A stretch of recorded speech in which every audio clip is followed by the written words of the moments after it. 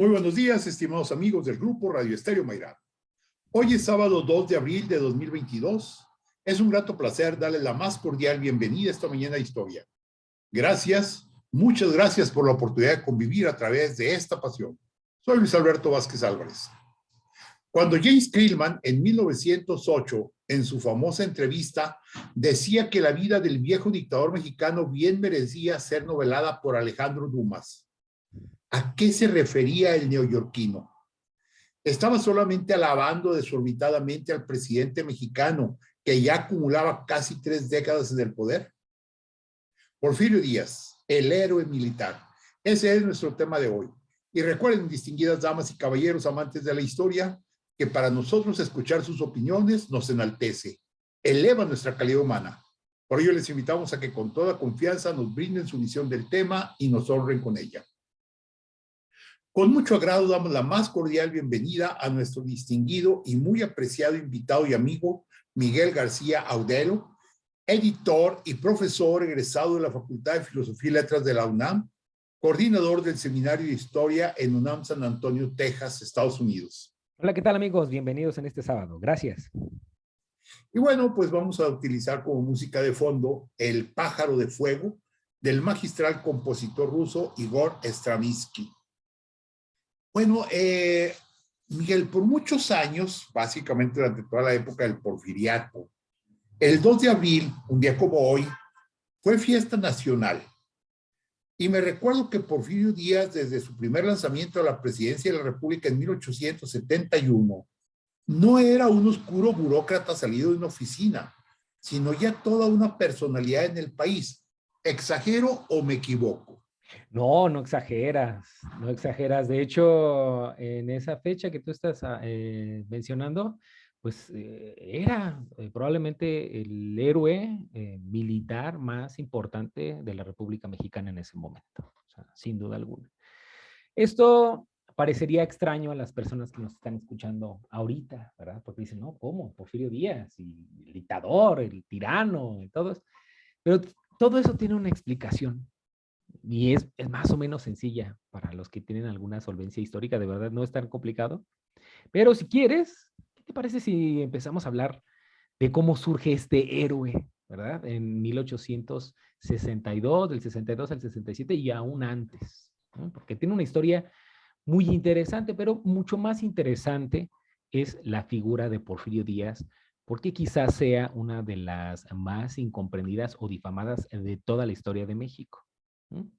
La explicación básica de todo esto es que ha sufrido diferentes interpretaciones a lo largo de la historia del siglo XIX y del siglo XX, pero ha tenido una interesante involución y luego evolución después de la Revolución Mexicana. Como sea, para los historiadores modernos, ver a Díaz con imparcialidad, pues es solamente uno de los elementos que nos parecen más relevantes, ¿no? Por ser un personaje polémico. Pero también nos ayuda a entender cómo una figura como la de Díaz ha sido creada y desde luego denigrada a lo largo de las décadas para luego, curiosamente, ser nuevamente ingresada en todo el panteón de los héroes nacionales, pero con unos matices bien extraños, ¿no? Esto tiene que ver fundamentalmente por la moda historiográfica que se creó y desde los tiempos cuando vivía Díaz, cuando era héroe, cuando fue presidente de la República y cuando pasó a ser el héroe villano de la Revolución Mexicana. Lo que ha sucedido con Díaz es algo muy sencillo y es algo seguramente que van a advertir nuestros radioescuchas. Lo que sucedió con Porfirio Díaz es que le despojaron de su calidad histórica. ¿Para qué? Para dotarle otra un poco más legendaria. Esto nos ayuda a entender por qué la historiografía sobre Porfirio Díaz se puede dividir en la que propiamente hablando de la del porfirismo, en la del antiporfirismo, esencialmente revolucionaria, y luego la del neoporfirismo, porque hay neoporfirismo. O sea, por increíble que parezca, hay neoporfirismo, no solamente en el discurso político, sino en el discurso histórico hay neoporfirismo. Pero ¿cómo surge este personaje? Díaz no se crea de un rato para el otro. Es un personaje que tiene una vida bastante difícil Y de hecho su genealogía es heroica, como él mismo. Porfirio Díaz es hijo de un señor que se llamaba José Faustino Díaz, que trabajaba en las minas de Ixtlán, en esa zona del norte de Oaxaca. Y este individuo, cuando comienza la guerra de independencia o la revolución de la Nueva España, se enrola en el ejército de Vicente Guerrero, en donde funge como veterinario y coronel, o sea, le dan el grado de coronel después. Pero el padre Porfirio Díaz conoce a Vicente Guerrero, o sea, es uno de los datos que pocas veces tenemos así como en la mente. Y cuando la guerra ya está mucho más a favor de las fuerzas virreinales, pues el padre decide regresar a la ciudad de Oaxaca, en donde pues se dedica pues ya no a cuidar animales, sino a la herrería, donde hace dinero a finales de la década de los 1810, 1820, se instala en la ciudad de Oaxaca, hace dinerito, compra un mesón con el cual, por cierto, van a sobrevivir su mamá y sus hermanas durante toda la vida. ¿Por qué? Porque 13 años después, en el 33, ya en plena época de Bustamante y de Santa Ana, muere su padre cuando él tiene 3 años. Entonces a Porfirio Díaz lo cuidan sus hermanas, que se dedican a tejer, a costurar, a hacer postres, a preparar alimentos para la gente de Oaxaca. Muy temprano ingresa a la escuela amiga, una escuela pública que había ahí en Oaxaca, y ella en plena adolescencia ingresa gracias a su padrino, José Agustín Domínguez y Díaz, al Seminario Tridentino de Oaxaca. Entonces, Porfirio Díaz iba a ser padrecito, pero resulta que por ahí de 1850 entra en contacto con un liberal muy conocido de la zona, de Oaxaca, del estado de Oaxaca, llamado Marcos Pérez, y él, a su vez, era muy amigo de Benito Juárez. Y un día, Porfirio Díaz se los encuentra en la entrega de unos premios, los escucha hablar y se enamora de la vena liberal. Abandona el seminario y se va al Instituto de Ciencias y Artes, en donde, por cierto, había estudiado el mismo Benito Juárez, para desarrollar su carrera. La vena militar le sale durante la guerra norteamericana en 1846, cuando se enrola en el batallón de San Clemente, pero no logra pelear. Entonces, a él lo vamos a ver solamente ya entrando al fragor, justo cuando estalla la rebelión contra el presidente Santana en 1854 a través del Plan de Ayutla, ¿no? Su mentor, Marcos Pérez, es encarcelado, Díaz trata de ayudarlo, pero a Porfirio Díaz se le ocurre expresarse a favor del Plan de Ayutla y en contra de Santa Ana, y ordenan que lo aprendan. Entonces, se logra escapar, organizar resistencia, y gracias a estos servicios, ¿verdad?, que presta durante la guerra contra el presidente Santana, que termina renunciando bien pronto, el presidente Comonfort lo nombra jefe militar del Istmo de Tehuantepec. Le dura muy poco el tiempo de paz, porque en 1857, al estallar la guerra de reforma, participa en la batalla de Calpulalpan con buenos resultados y logra contribuir de una manera notable en la zona del Istmo a favor de los liberales y en la guerra de reforma. De hecho, él participa como en las elecciones locales para diputado federal en 1861, por el Partido Liberal obviamente, llega al Congreso en la Ciudad de México, participa en la política, pero si ustedes se sitúan en este año del 61 es bien cruento, porque la guerra civil, aunque la habían ganado los liberales, los conservadores no se quedaron muy contentos y empiezan a hacer guerras de guerrillas. Las guerras de guerrillas en este momento tuvieron como consecuencia que asesinaran a sangre fría y a traición a muchos de los liberales que no eran combatientes. Por ejemplo, Melchor Ocampo. A Melchor Ocampo le dan una muerte terrible, o a militares como Santos Degollado, a él también lo emboscan y lo matan, pero ya en muy mala lid y con muy mala leche. Era así como decimos popularmente los mexicanos, ya de ardidos, porque ya habían perdido la guerra.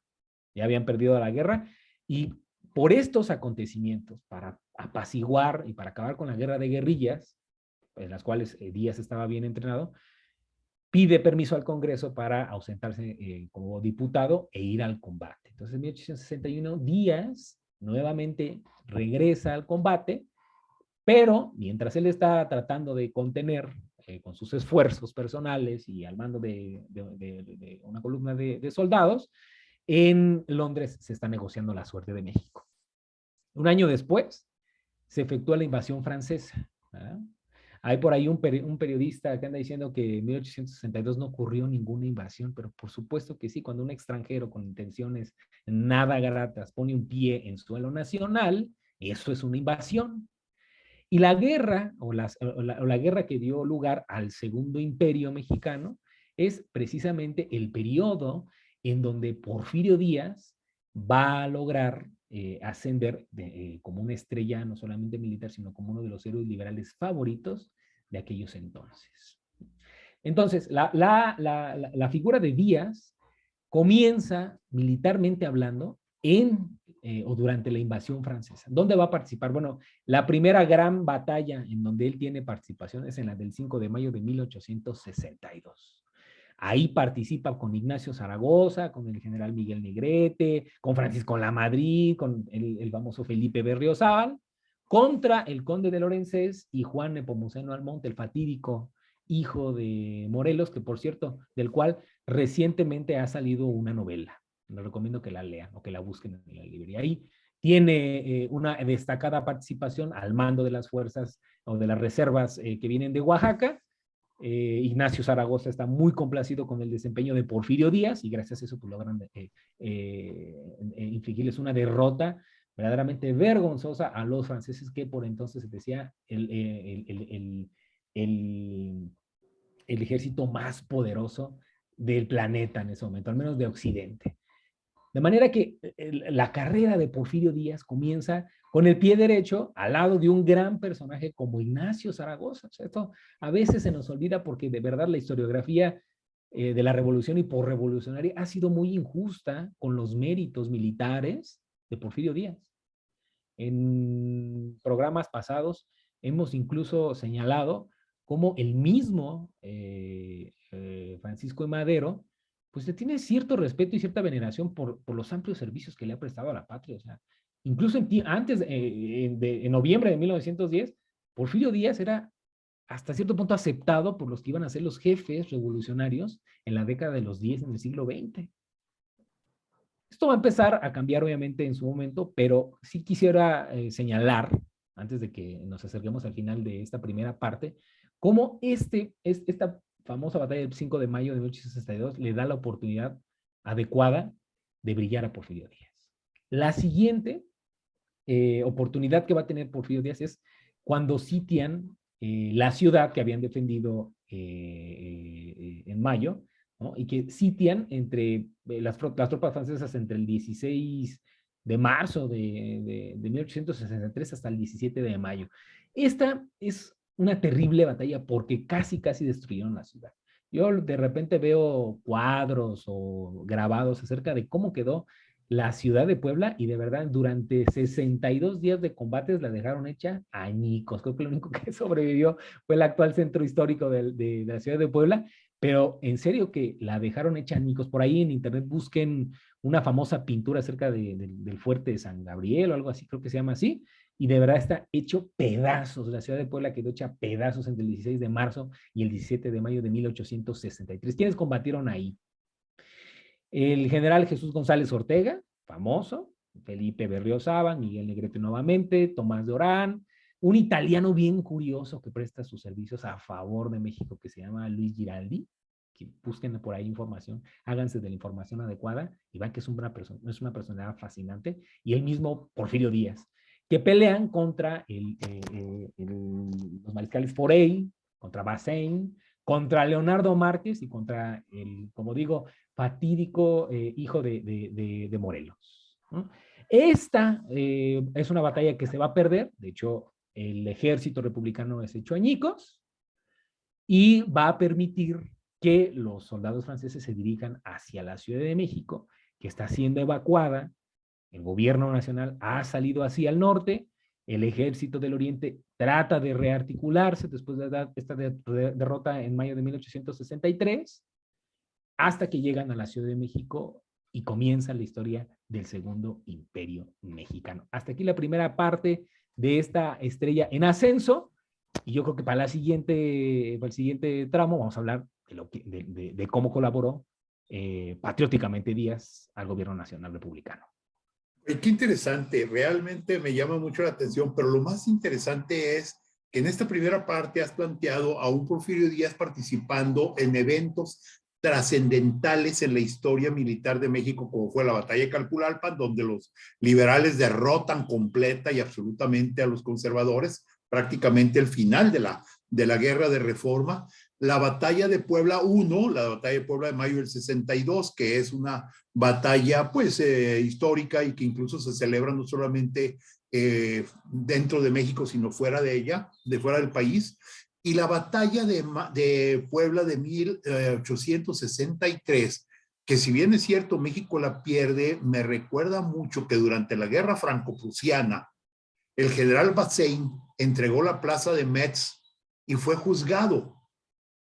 Y fue juzgado y tú mencionas que hubo un desastre, fue una destrucción total de Puebla.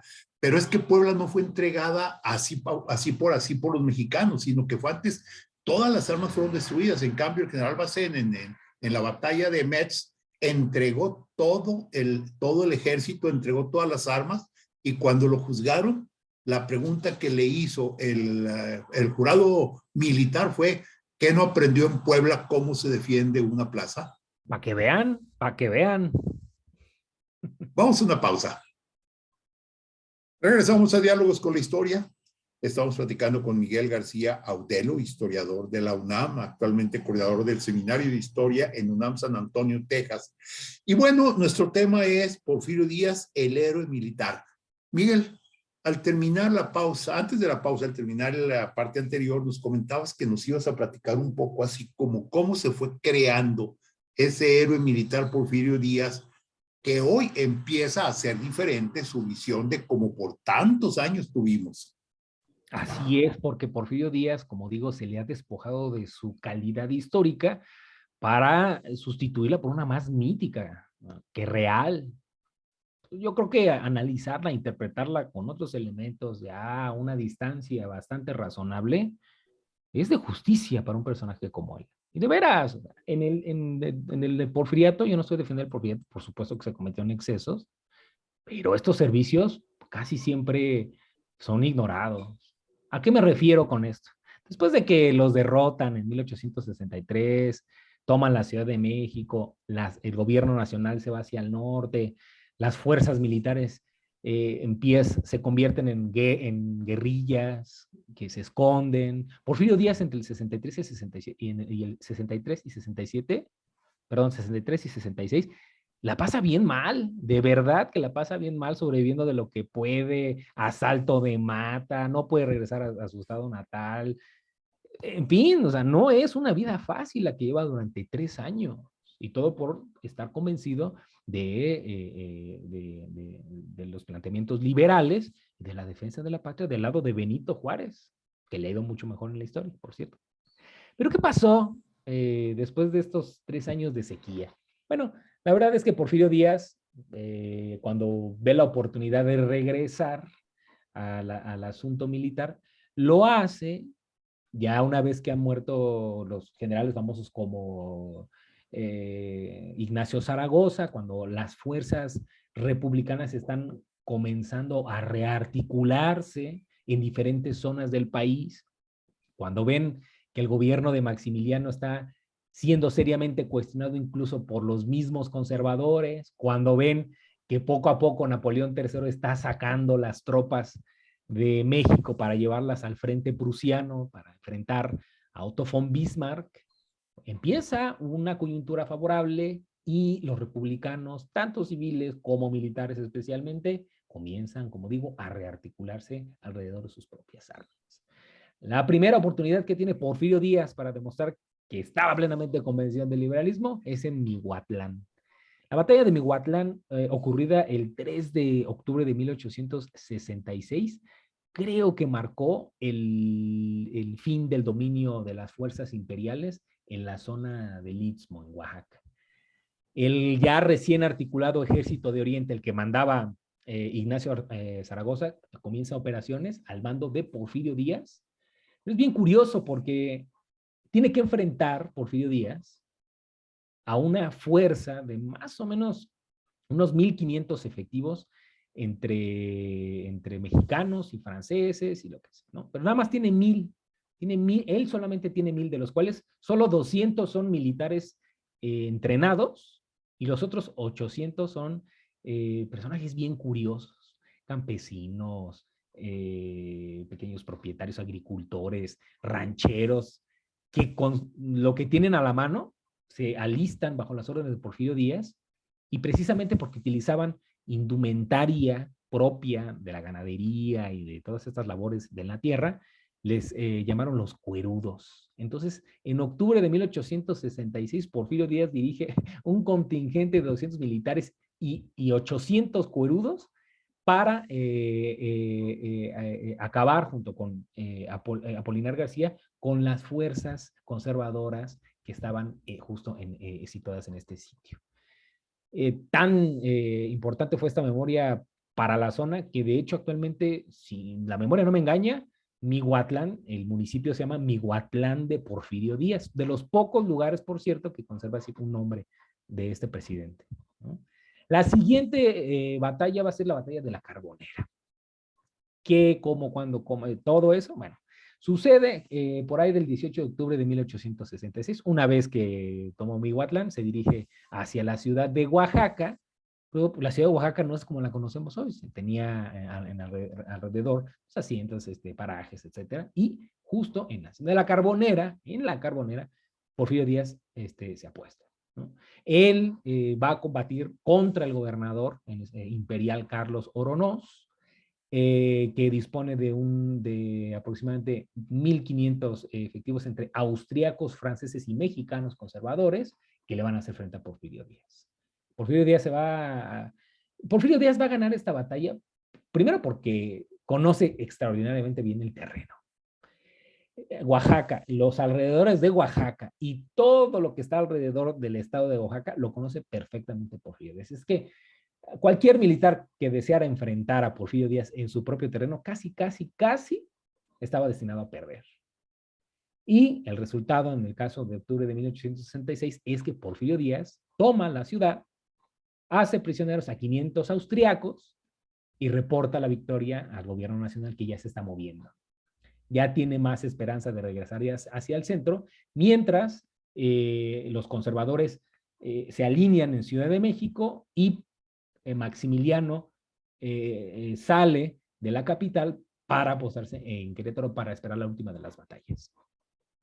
Porfirio Díaz se mantiene en la ciudad, pero él, junto con los otros efectivos militares, se acercan a la capital de México para asediarla, para debilitarla, para quebrar la columna del gobierno conservador. Y justo lo que estamos, o justo porque estamos hablando de Porfirio Díaz este sábado, es por el 2 de abril. La batalla del 2 de abril es nada más así como el piquito, porque el enfrentamiento que hace que consolida a Porfirio Díaz como héroe ocurre desde el 9 de marzo de 1867. Desde esa fecha, Porfirio Díaz inicia un sitio contra la ciudad de Puebla, ¿verdad?, que se mantenía defendida por Manuel María Noriega, uno de los connotados jefes militares conservadores. Este asedio dura casi un mes, hasta que el 2 de abril, por la madrugada, los generales Figueroa y Pinzón atacan el convento del Carmen, ahí en la ciudad de Puebla. Todo sucede de tal manera que Porfirio Díaz logra ganar la ciudad de Puebla, que había sido perdida 3 años antes, y se siente él muy reivindicado en su honor militar. Había perdido en el 63, pero se reivindica en el 66 tomando la ciudad. Era muy importante la ciudad de Puebla desde hacía muchísimo tiempo, desde tiempos del virreinato, porque era como una especie de segunda capital. Puebla siempre fue muy importante, siempre ha tenido su propia personalidad, su propia importancia, etcétera. Y tomar Puebla era una cuestión estratégica. Quien tomaba Puebla tenía el camino abierto hacia la Ciudad de México. ¿Y qué creen? Pues efectivamente, de abril del 67, ¿no?, se dirige hacia la Ciudad de México porque sabe que el grueso de las tropas francesas ya salió de México y lo que quedaba que fundamentalmente eran batallones enviados por el rey de Bélgica, su suegro, el rey Leopoldo II, salieron hacia Querétaro con Maximiliano y la Ciudad de México se encuentra, pues no absolutamente desamparada, pero tiene muy pocos efectivos que pudieran hacer frente a una fuerza, por cierto, mal pertrechada, mal comida, recientemente reorganizada y al mando, bueno, esta sería una ventaja, al mando de Porfirio Díaz. Entonces, Porfirio Díaz se dirige junto con otros generales, con los cuales se ha puesto de acuerdo, hasta la Ciudad de México y la asedian. La Ciudad de México hoy, si la piensan hoy, es una cosa gigantesca. Pero cuando uno lee la historia y ve los nombres en donde se apostaron los generales, pues están dentro de la ciudad, pero en esa época estaban lejos, estaban así como más o menos lejitos, así caminando estaban como a 4 horas o a 3 horas. ¿A qué me refiero con esto? Miren, cuando en junio empiezan a llegar las tropas republicanas para asediar la muy imperial Ciudad de México, el general Ramón Corona, que dirigía en ese momento la división del occidente, se apuesta en el norte, en la Villa de Guadalupe, hoy dentro de la Ciudad de México. El famoso escritor, que también fue militar, Vicente Riva Palacio, junto con su división del sur, se pone en Mexicalcingo. Entonces, otro punto ya bloqueado. El general Hinojosa, que dirigía la división del norte, se apuesta en el Peñón Viejo. Está ahí muy cerca de la avenida justamente Ignacio Zaragoza, en Iztapalapa. Por otra parte, el general Francisco Naranjo, con su caballería, se apuesta en la hacienda de los Morales, también de muy, hoy de ya muy olvidada nominación. El hermano de Porfirio Díaz se pone a la altura del Metro Portales, para los si alguien está escuchando en la Ciudad de México, a la altura del Metro Portales, en la hacienda Portales, ahí se pone el hermano de Porfirio Díaz. Y el batallón de los Fieles de Oaxaca, curioso nombre, el Escuadrón Juárez y muchos oaxaqueños que van al mando de Porfirio Díaz son los que se van acercando a la Ciudad de México poco a poco. Comienza la batalla y no pasa mucho tiempo hasta que el general Johann Karl von Kemmenhüller, austriaco, se rinde ante Porfirio Díaz izando una bandera blanca ahí en la Catedral Metropolitana de la Ciudad de México el 20 de junio de 1867. El que se había quedado como regente de la ciudad había sido un personaje del cual yo te he leído algunos textos, Luis Alberto, el famoso Vidaurri, Santiago Vidaurri, de funesta memoria, en el centro de México, aunque pudiera ocasionar algún orgullo en Nuevo León, el antiguo gobernador de Nuevo León había quedado como gobernador o como regente de la Ciudad de México, pero Porfirio Díaz no le perdonó la vida. Le perdonó la vida a todo el mundo, a Kemmenhüller en primer lugar porque se rindió, pero a Santiago Vidaurri, que no le había prestado ayuda al gobierno de Benito Juárez cuando él se lo pidió, cuando él se lo solicitó, y se había mostrado pues antipatriota en algún sentido, lo pasó por armas, con juicio sumario y por armas. Y poco tiempo después, gracias a la toma de la Ciudad de México, Porfirio Díaz se mantiene ahí cuidando la plaza, se enteran de la caída de Maximiliano y poco tiempo después, un mes después, entra Benito Juárez a la capital de la República para entregarle simbólicamente las llaves, Porfirio Díaz, en manos del presidente Juárez, la plaza, y con lo cual se simbólicamente termina el segundo imperio mexicano y comienza la era de la República restaurada. Este es el excurso del héroe militar, de los servicios que Porfirio Díaz le presta a la nación, a la causa liberal, que no fueron pocos. Ahorita yo hice un resumen bien breve de cuántas batallas fueron, 6, 7 batallas. Pero en realidad el sacrificio que implicó para Porfirio Díaz, ¿no?, y que aportó a la causa liberal fue enorme, enorme, enorme. ¿Y qué creen? Pues obviamente después de todos estos servicios militares, después de todo esto que desde su perspectiva había aportado, obviamente le iban a quedar las ganas a él, pues de sentirse sucesor en la silla presidencial. Y después de esto, pues viene toda la historia conocida. Juárez, instalado ya en Palacio Nacional, no quiere devolver los poderes al Senado, bueno, al Congreso. El Senado lo restaura mucho tiempo después Sebastián de Tejada, pero Juárez no quiere regresar los poderes, empieza la crítica hacia Juárez, y sucede la reelección de Benito Juárez, con la cual Porfirio Díaz no estaba de acuerdo. Ahí viene la historia del plan de la Noria, que fracasa, que lo obliga nuevamente a andar errante, sobreviviendo de cualquier cosa. Creo que en este periodo es en donde tiene que sobrevivir haciendo sillas así como de maderita y de muchas cosas en Veracruz. Anda por aquí, anda por allá, muere Benito Juárez, le sucede en la presidencia Sebastián Lerdo de Tejada, pero pues Sebastián Lerdo de Tejada no era Benito Juárez, no tenía la estatura de Benito Juárez. Bueno, no tenía el tamaño simbólico de Benito Juárez porque era mucho más alto Lerdo de Tejada que Benito Juárez.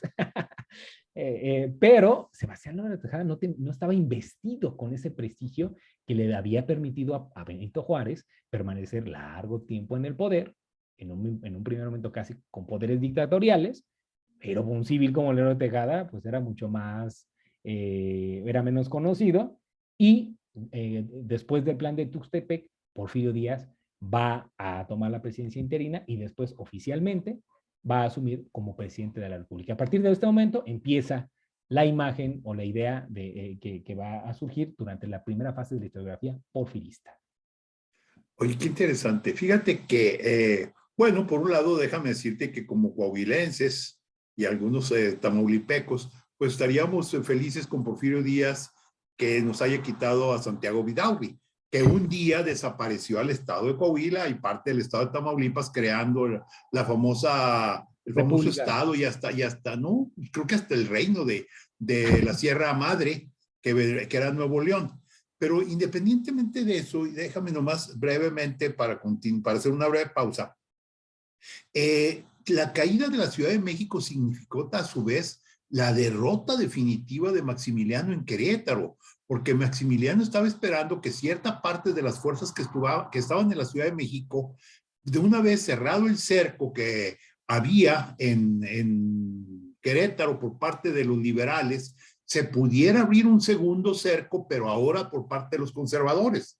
Y que de esa manera los liberales quedaran entre el fuego de adentro de Querétaro y el fuego del segundo cerco. Pero Porfirio Díaz prácticamente mató esa ilusión del emperador, que se dice que eso fue lo que decidió cuando el emperador se enteró que había caído la Ciudad de México, fue lo que ya terminó con su sueño de quedarse en Querétaro.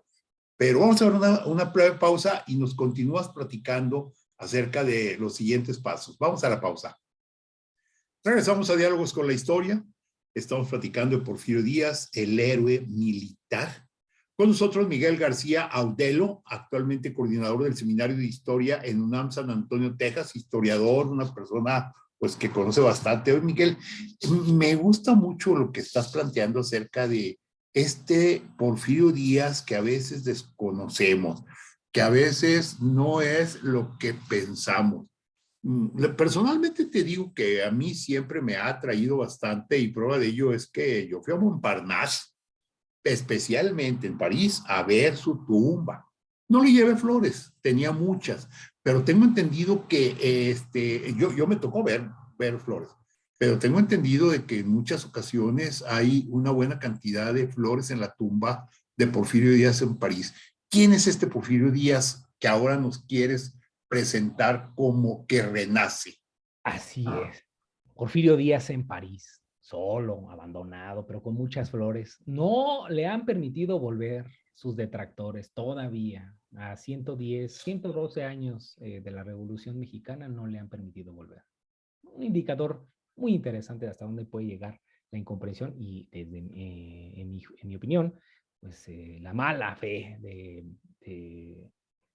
ciertas facciones, de ciertos sectores. Y como digo, yo no defiendo por Porfirio Díaz.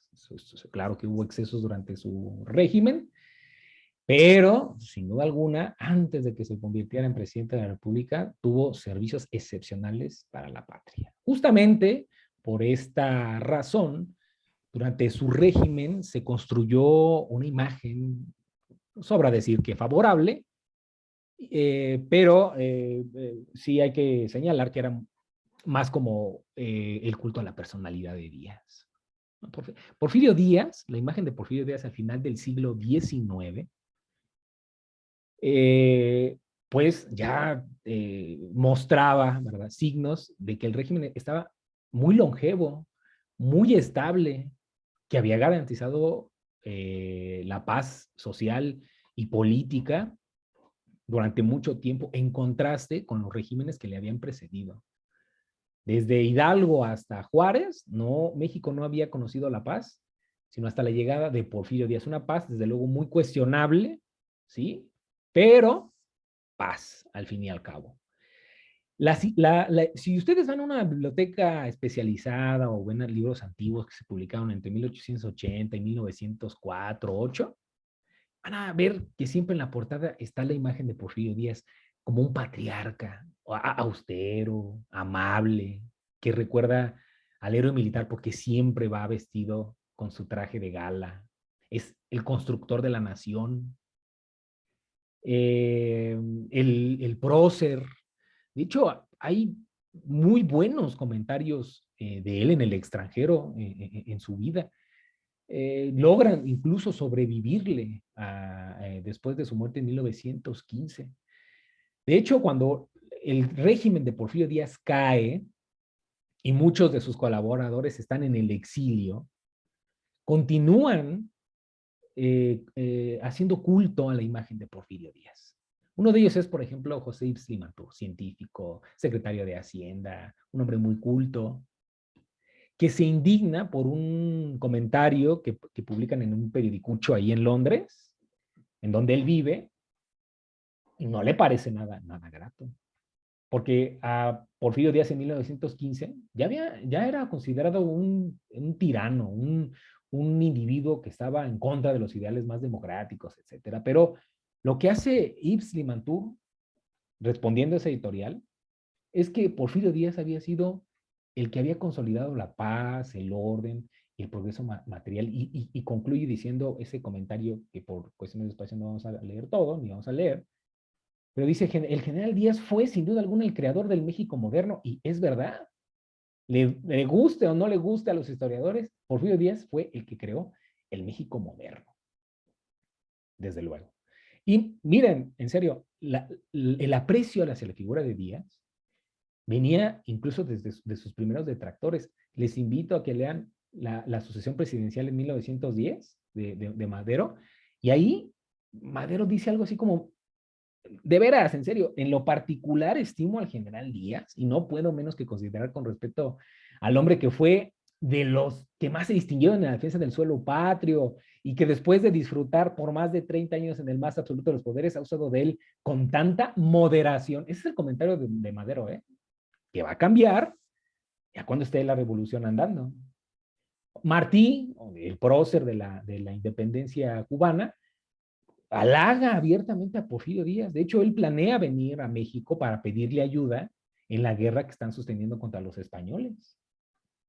Él deja escrito por ahí en su diario, así, un cubano prudente ha venido a México, confiado en la sagacidad profunda y constructiva del general Díaz, sin su propia y absoluta discreción, a explicar en persona al pensador americano, al hombre cauto y de fuerte corazón que padeció por la libertad del continente, que hoy preside a México, la significación y alcance de la revolución sagrada de independencia de Cuba, obviamente.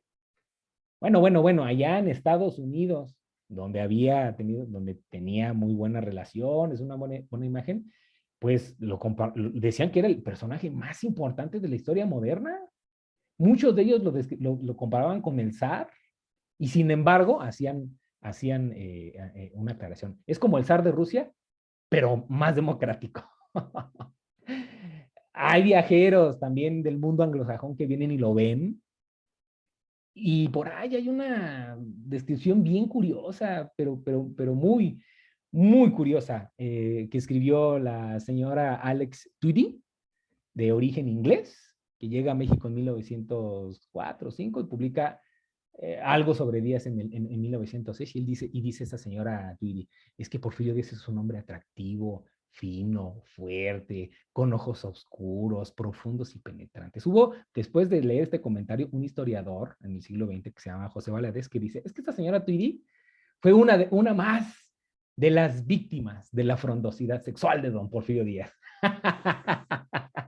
Es decir, o sea, hasta sexapil tenía en su época Porfirio Díaz, a su avanzada edad, sus 80 años, todavía lo veían así, atractivo, fuerte, fino, etcétera. Entonces dicen, no, bueno, pues es que Porfirio Díaz fue dejando muchas víctimas en el camino y en su época lo comparaban con Moisés, con Josué, con Alejandro Magno, con Washington, con Napoleón, con Bismarck, o sea, sus pares nada más eran eso. Oye, déjame hacerte una breve que ya habías dicho antes, pero prueba de ello es que le entregan la espada de Napoleón en París. Sí, cuando él ya sale al exilio y anda ahí paseándose por París porque ahí se va a quedar a vivir, va a Les Invalides y le enseñan la espada de Napoleón que utilizó con la que venció en Austerlitz en 1805. Un gesto muy interesante porque la vida de Porfirio Díaz en el exilio es bien interesante. Va y conoce a su amigo el emperador de Alemania que le muestra cómo están los contingentes militares formando y haciendo ejercicios porque ya está la Primera Guerra Mundial. O sea, Porfirio Díaz le tocó la Primera Guerra Mundial, le tocó ver los ejercicios militares de las tropas germanas, prusianas, al lado del emperador, ni más ni menos. Va a Egipto, ahí andan las pirámides en una mulita. Tiene una vida fascinante en el exilio. Esa es otra cosa que ha sido bien estudiada y poco conocida, por cierto. Total, esta es la imagen de Porfirio Díaz durante el tiempo de su gobierno, durante el tiempo de su régimen, pero pues esto va a cambiar al tono contrario. Después de la revolución, la tendencia historiográfica va a ser la del antiporfirismo y es la que va a dominar durante 3 generaciones después de la Revolución Mexicana. Tan larga es el reinado que empieza como a ceder por ahí de los años 90, cuando la ortodoxia historiográfica pues ya no ve tan mal a Porfirio Díaz. Pero en pocas palabras, el antiporfirismo se resume así como que Porfirio Díaz era la encarnación de la tiranía, de la opresión, de la dictadura, el promotor de la corrupción, la encarnación del autoritarismo, de la traición a la patria por andar vendiendo casi el territorio nacional, permitiendo que intereses extranjeros se lleven la riqueza nacional. Ya saben, el discurso revolucionario. Yo recuerdo mucho estas frases que le dedica a Filomeno Mata, que ya vivía en las cárceles porque a tiro por viaje lo encarcelaban, entonces él decía que era un monstruo del mal, la crueldad, la hipocresía, y bueno, en buena medida, esta imagen terrible de Porfirio Díaz, pues se la debemos a John Kenneth Turner, el autor de este libro famoso de México Bárbaro, que la verdad, pues parece más bien una cosa, un panfleto, así como una fantasía. Históricamente, por supuesto que se refiere a una realidad como la que está percibiendo, pero todo lo que dice es más como sensacionalista que histórico. De hecho, los historiadores, pues lo dejan leer ahí nomás como muestra, pero, pero no, una fuente así fiable, no. Déjame hacerte una pregunta sobre algo que ya hemos platicado en otras ocasiones tú y yo y que me gustaría reconfirmar en este momento. Hemos dicho que todos los sistemas políticos requieren de héroes, de dioses, de figuras, de mitologías para poder crecer. El México de los años 50, 60, todavía 80, era un México de la revolución. Bueno, ¿y contra qué se hizo la revolución? Pues contra Porfirio Díaz. Claro. Por lo tanto, el demonio era Porfirio Díaz. Sí. Y en ese momento podíamos decir que muchos de los historiadores estaban basados en el apoyo económico que recibían para que sus libros se publicasen y demás. Más adelante va a haber una historiografía más libre, más sincera, más honesta. Y es cuando creo que empieza a resurgir ese Porfirio Díaz estudiado de otra manera, analizado más seriamente. Personalmente me declaro liberal y sin embargo me digo que he tratado de ver a un Porfirio Díaz diferente al como lo ve la oficialidad de la historia de México. ¿Qué opinas? Siempre hay que desafiar lo que creemos saber y lo que nos dan por sabido. Siempre hay que desafiarlo. Y lo que hemos recibido durante años es la imagen de un Porfirio Díaz, tiránico, despótico, cruel, autoritario. Bueno, cualquier personaje en el siglo XIX, en las circunstancias que vivieron ellos, no tenían demasiadas opciones. Y la paz que se impuso en ese momento era una paz que era consecuencia de más de 50 años de revoluciones. La naturaleza de la paz que se impuso durante el régimen de Porfirio Díaz no podía ser de otra manera. No había forma. No había ni las bases políticas, ni las bases sociales, ni económicas, no había nada. Y podíamos tener una constitución tan adelantada como la del 57, pero no existía la realidad en la que se trataba de encajar, pues no obedecía eso. Y en realidad, si ustedes ponen mucha atención, Porfirio Díaz simplemente es una consecución de muchos otros individuos que concentraron el poder. O sea, Miguel Hidalgo concentró el poder, claro, Iturbide lo trató de concentrar, Santana, Juárez Juárez, mismo. lo mismo, y Porfirio Díaz, o sea, así estaban acostumbrados durante 300 años de virreinato de obedecer a un rey y a un virrey. La verticalidad no se puede quitar de un día para el otro. Ahora, Porfirio Díaz es honesto en ese aspecto cuando en la entrevista con Krillman dice, fuimos crueles, cuando Por se supuesto, refiere a la forma en que se trató a los criminales, cuando claro. se colgaba, decía, ahí donde encontrábamos al que robaba, al que atacaba el telégrafo y demás, lo colgábamos del primer poste que teníamos enfrente, pero las exigencias de la época nos pedían que fuésemos así. Pues sí, no había de otra. O sea, no había de otra. Pero pues la revolución, el balance que hace del régimen, es tan contundente que rebasa incluso los límites geográficos, temporales de México. Bueno, tengo en la mente dos ejemplos. Por ejemplo, el Tirano Banderas, que publicó Ramón de Valle Inclán en 1926, está basado en Porfirio Díaz. Vicente Blasco Ibáñez, cuando habla de Porfirio Díaz, dice, bueno, ciertamente el orden que mantuvo durante 30 años pues, fue producto de una serie de fusilamientos sin testigos y atentados, decía, contra la libertad individual. Y hacía eco de la revolución cuando afirmaba que durante esos 30 años había matado más gente que de una manera sorda, oculta, y que ni todos los muertos, o sea, sumados, eran los que había generado la Revolución Mexicana, cosa que no es cierto. O sea, por esas cuestiones hubo mucho menos ajusticiados durante el Porfiriato que durante la Revolución. La Revolución se habla de 1 millón de muertos, por lo menos de 1 millón de muertos, según estimaciones depende del historiador, ¿no? Que la dé.